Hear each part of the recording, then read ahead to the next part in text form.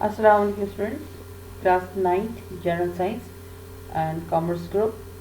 I am here, Mrs. Devati here. Acha.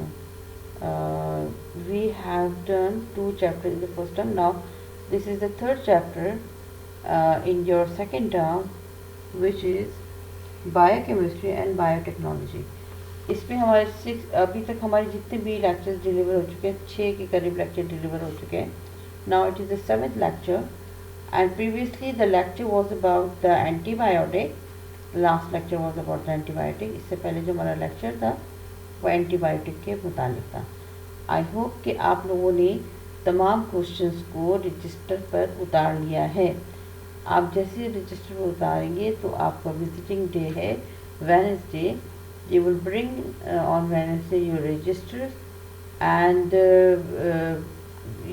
हम इसको check करेंगे, हम चेक करवाएंगे. ठीक है. अच्छा, इसके लिए ज़रूरी है कि आप रेगुलर बेस पे अपना काम रजिस्टर पर उतारते हैं. This is your notes also. आप इसी को याद करेंगे, ये आपके नोट्स हैं. अच्छा, अब हमारा जो क्वेश्चन है आज के लेक्चर में, what is meant by hereditary material. With the help of a picture, describe the DNA model of Watson and Crick. ठीक है, ये क्वेश्चन है. अब इसके सबसे पहले हम कहेंगे व्हाट इज़ हेरिडिटरी मटेरियल या डीएनए. डीएनए हमारा हेरिडिटरी मटेरियल है. What is hereditary? विरासत जिसको हम कहते हैं, जो पेरेंट से ऑफ स्प्रिंग को यानी बच्चों को जो चीज़ मुंतकिल हो जाए उसको हम हेरिडिटरी कहते हैं, इनहेरिटेंस कहते हैं, और उस मटेरियल को हम कहते हैं हेरिडिटरी मटेरियल. तो यहाँ जो डीएनए है, DNA is the chemical matter which forms the unit of genetic material. ठीक है. तो सबसे पहले आइए, DNA is the chemical matter which forms the units of genetic material called jeans. DNA क्या है? एक ऐसा केमिकल मटेरियल है जो जीन्स को फॉर्म करता है. और जीन्स क्या है? These genes which are found on the chromosomes of living beings. ये जीन्स क्रोमोसोम्स के ऊपर पाए जाते हैं. जीन्स को कौन फॉर्म कर रहा है? DNA.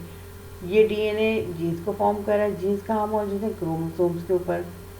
Chemically they are called deoxy nucleic acid and are represented as DNA. इसको हम केमिकली, इसका क्या नाम है?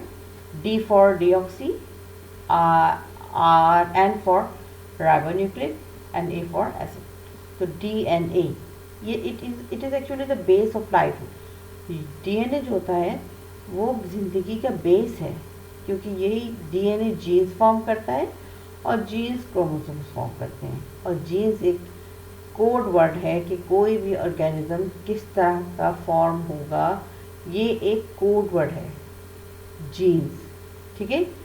तो डीएनए जीन्स बनाता है और ये जीन्स क्रोमोसोम्स पे होते हैं, और यही जीन्स ट्रांसफ़र होते हैं जब ऑफस्प्रिंग जब पैदा होते हैं, जब तो पेरेंट्स से यही जीन्स बच्चों के अंदर मुंतकिल होते हैं.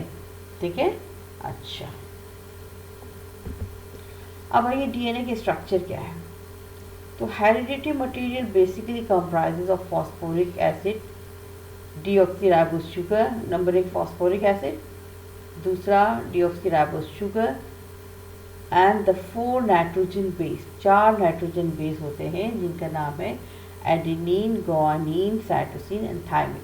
ये 4 नाइट्रोजन के बेसिस होते हैं, जिसमें से एक जो है वो दो की लेदर की सूरत में बनाते, सीढ़ी की सूरत में बनाते हैं.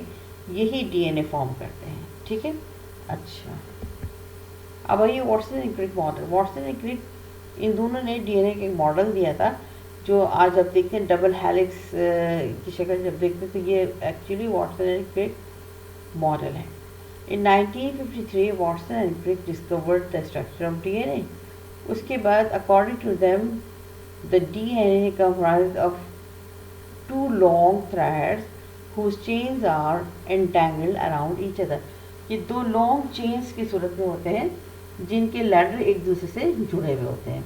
The chains are found by the repeated use of nucleotides. ये जो चेन्स बने होते हैं ये एक दूसरे के साथ न्यूक्लियोटाइड जो अटैच होते हैं, इससे ये चेन बनती चली जाती है। The nucleotide is the unit of DNA. ये न्यूक्लियोटाइड डीएनए का बेसिक यूनिट है। On the long thread of DNA, nucleotides make their specific pair in the form of a ladder, where every rod of the ladder is made by a pair of nitrogenous base। अब क्या होता है कि DNA में जो सीढ़ियों की तरह का स्ट्रक्चर नजर आता है, तो ये लैडर की फॉर्मेशन, सीढ़ी को लैडर की फॉर्मेशन करता है नाइट्रोजनस बेस। ठीक है, form of a ladder where they are rod of the ladder. Nitrogenous base दो नाइट्रोजन बेस एक पेयर की सूरत में मौजूद होते हैं और यही जुड़ते चले जाते हैं और सीढ़ी की तरह का स्ट्रक्चर फॉर्म होता चला जाता है।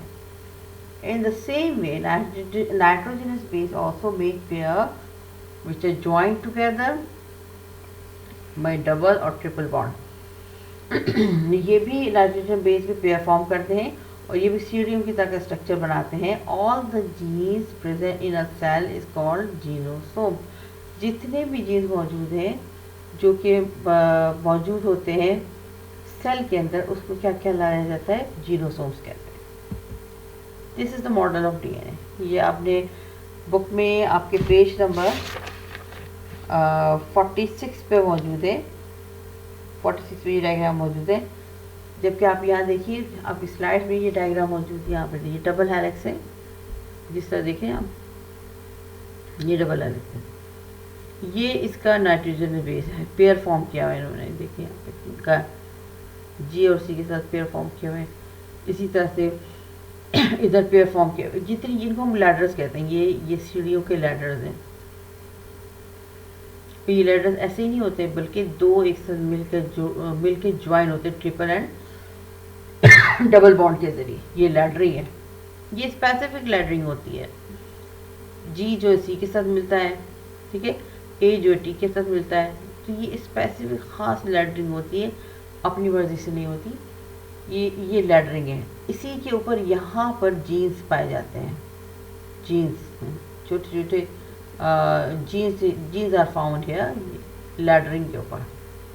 ठीक है, तो जीन्स, अब जीन्स जो है इस पूरे क्रोमोसोम्स को फॉर्म कर रहा है। ये जीन्स क्रोमोसोम्स के ऊपर मौजूद है। ये देख रहे हैं आप, यहाँ पर जीन्स मौजूद है। तो ये कहलाता है double helix model of Watson and Crick model. Watson and Crick का डबल हेलिक्स मॉडल है डीएनए का। ये वाली डायग्राम आप कॉपी पे बनाएंगे, ये वाली रजिस्टर पे बनाएंगे आप। पेज नंबर 46 पे आपकी बुक में भी डायग्राम मौजूद है। और अगर आप वहाँ से बना लें या फिर आप इससे कॉपी कर लें, डायग्राम बना लें। ठीक है, तो बेटा ये तमाम काम करके रखें और विजिटिंग डे में आप स्कूल आएँ और अपनी रजिस्टर्स को चेक करवाएं। ठीक है, अल्लाह हाफ़िज़।